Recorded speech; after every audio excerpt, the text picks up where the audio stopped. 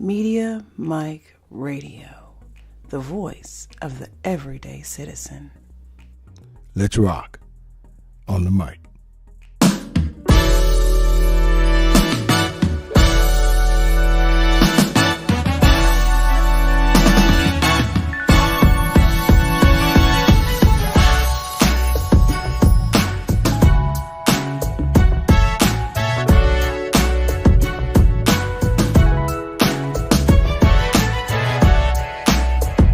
What's up, everybody? And you are listening to the best of the Media Mike Radio Show. I am your host, the Media Mike Speaks, sponsored by New Justice Media, where we are the voice of the everyday citizen. The time is now 53 minutes past the hour here in the Lone Star State.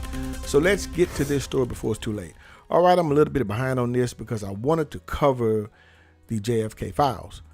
Now, for those individuals who are old enough to remember, this happened on that fateful day in November of 1963. So a lot of people today weren't even thought of back then. And number two, it was last century. So, and I'm thinking it's going to fade in obscurity like the other assassinations or assassination attempts as the one on Ronald Reagan in 1980.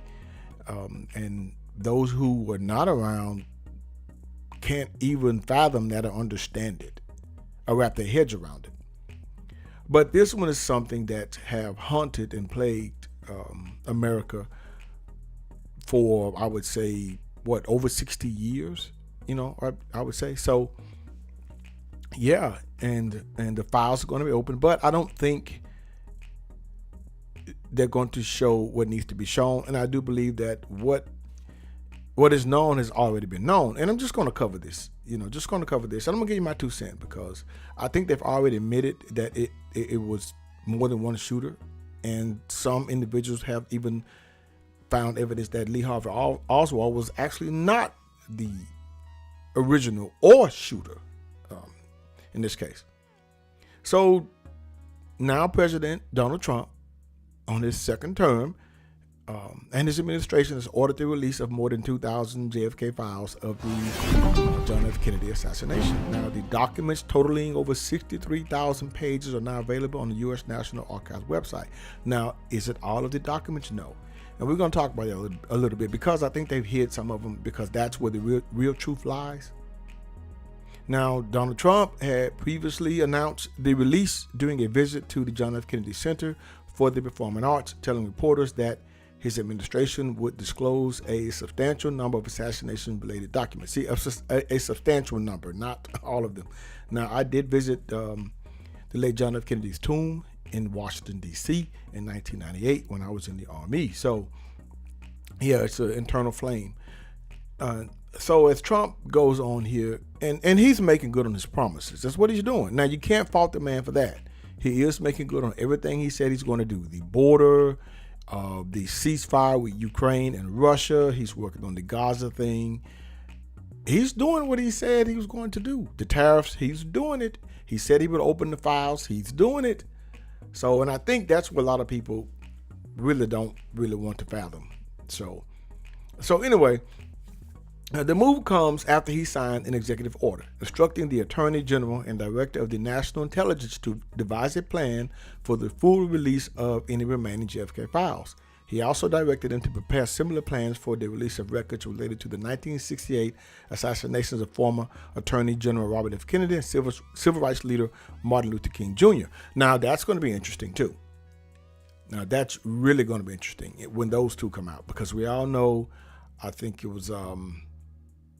I don't know, was it Beckwith? I'm trying to think of Martin Luther King, and then you had Sirhan of Robert F. Kennedy, if I'm not mistaken. So correct me if I'm wrong on that. So now the release is part of a decades-long process initiated by the federal government in the early 1990s, requiring all assassination-related records to be housed in a dedicated collection at the National Archives.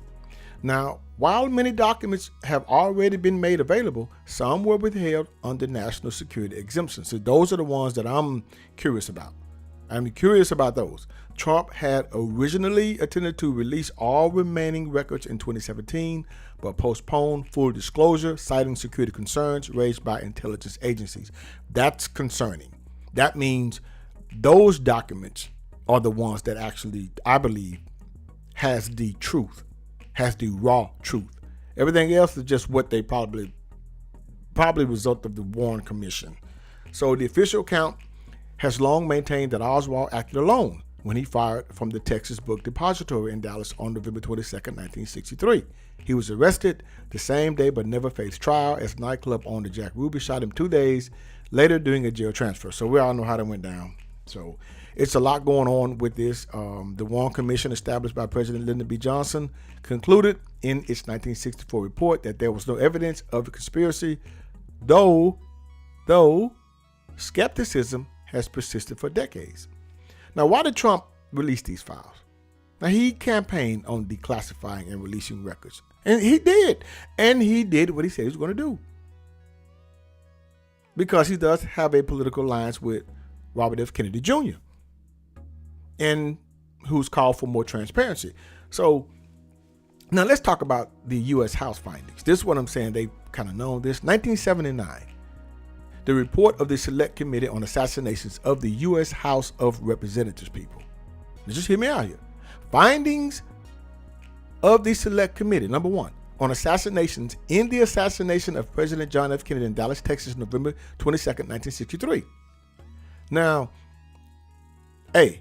Lee Harvey Oswald fired 3 shots at President John F. Kennedy. The second and third shots he fired struck the president. The third shot he fired killed the president.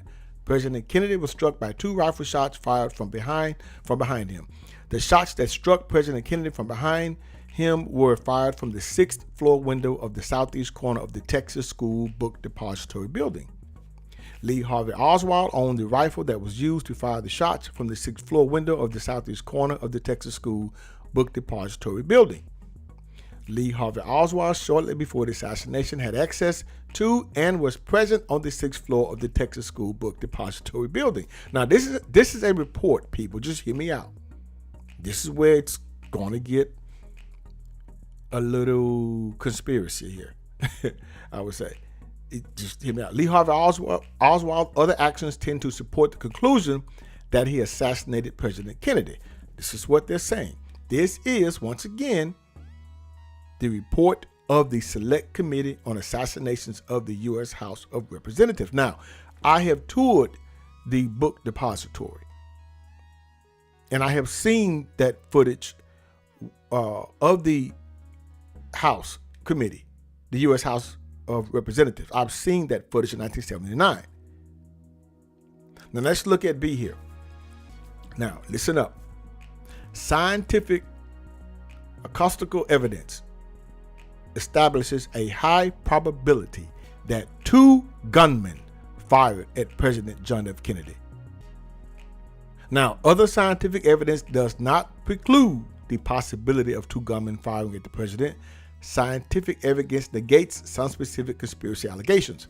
But when it says the evidence establishes a high probability that 2 gunmen fired at President John F. Kennedy. Now, we all know about the grassy knoll. But now, when I was touring the book depository building on Elm Street, they had recordings. And in that recording, the reason why they're talking about the scientific acoustical evidence is because you can hear a 4th shot. And that's why they came to that conclusion it was 2 gunmen instead of 1. Because it was the 4th shot. You can't say Oswald. They said he only fired 3. So where'd the 4th shot come from? So that's where they came from. This is 1979. So they pretty much knew it was more than 1 gunman. Even if you want to stick with the Lee Harvey Oswald theory, that's fine. Now, the committee believes, on the basis of the evidence available to it, that President John F. Kennedy was probably assassinated as a result of a conspiracy. The committee is unable to identify the other gunmen or the extent of the conspiracy. Now, they found evidence that, that something funny was going on. Now, agencies and the departments of the U.S. government performed while varying degrees of competency in the fulfillment of their duties. President John F. Kennedy did not receive adequate protection. Now, that's probably true. After a thorough and reliable investigation into the responsibility of Lee Harvey Oswald for the assassination of President John F. Kennedy was conducted the investigation into the possibility of conspiracy in the assassination was inadequate. The conclusions of the investigation were arrived at in good faith, but presented in a fashion that was too definitive. Now, what they found was the Secret Service was deficient in the performance of its duties. Kind of reminds you of the Trump thing, right? The Secret Service possessed information that was not properly analyzed, investigated, or used by the Secret Service in connection with the president's trip to Dallas. In addition, Secret Service agents in the motorcade were inadequately prepared to protect the president from a sniper. The responsibility of the Secret Service to investigate the assassination was terminated when the FBI assumed primary investigative responsibility. Now, that's interesting. The Department of Justice failed to exercise initiative in supervising and directing the investigation by the Federal Bureau of Investigation of the assassination. Now, just in case you all didn't know, that route he was not supposed to take. He was supposed to jump on the 35 after, I think, Houston. He's supposed to jump on the 35 and be gone. But somehow they changed the route, and that's what's interesting, to where the route got changed and he slowly went up to Elm Street and the car slowed down to, 12 miles an hour. That's really... So, yeah, one thing I've always said was, and I asked the question, why wasn't the late Jackie Onassis Kennedy, why wasn't she interviewed? She could have told where the fatal shot came from. She was right next to him. She was climbing out. She was trying to get away because she saw it. But no one talked to her, or the rumor was they wanted to spare her from being on the witness stand, and her and Lyndon B. Johnson didn't get along. I don't know. But that's your primary witness right there. But she's deceased now, so I guess we'll never know. Now, there are people who commented, and they said J. Edgar Hoover was in charge for JFK, RFK, MLK. Nothing got in those files without his say-so. Don't get your hopes up. Someone else said, not to mention they have had 62 years of experience fixing records. Hard telling if or parts of it are still in these files. We will never know exactly, and even if they are, many will still be suspect. True, yeah. I doubt anything significant would be found. If there was anything incriminating, it would have been destroyed. It would have been destroyed a long time ago. Just another part of the dog and pony show to claim transparency. Well, at least they're doing it. I have to agree with you. I don't think they will release this, and you actually find out. And one commenter wrote, I saw a documentary that said nobody can get that many shots off on that rifle in that period of time, like 4.3 seconds. They even train and practice to try to do their best. Yeah, I mean, they actually were able to do it, but it was after several times. Just one time, it just didn't happen. It didn't. So that's something to think about. So, yeah, and one commenter wrote, the last one, I was 7 at the time. Of course, outside of Walter Cronkite, most people won't remember him. That's all we had to rely on for credible information. Even though I lived it, been to Texas Book Depository at times, it seems like a movie. I mean, it does. I mean, this is something really, I would say earth-shattering. I do believe at that time. But a lot of young people may not understand. So I just wanted to jump on here and talk about that because I wanted to release this, and that has always been a fascinating story to me. I don't believe Oswald did it, not one bit. I just don't. I think it's a lot of, it's just too many parts here. It's just too many parts. So to conclude,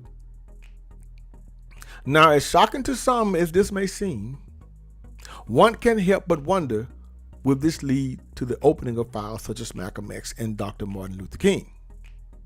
What took so long for these files to be released? Wasn't to ensure that those with a guilty conscience could rest in peace.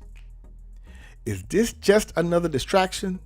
Something to keep us moving to and fro? But if there was a conspiracy, people, I'm sure the powers that be will ever let us know. Until next time, this is your guy, Mr. Educator, Mr. Communicator, Mr. Free Thinker. Subscribe, share, and like to keep me rocking on the mic. Have a good night. Media Mike Radio, the voice of the everyday citizen. I'll understand you soon, it won't be long. Keep on, keep running.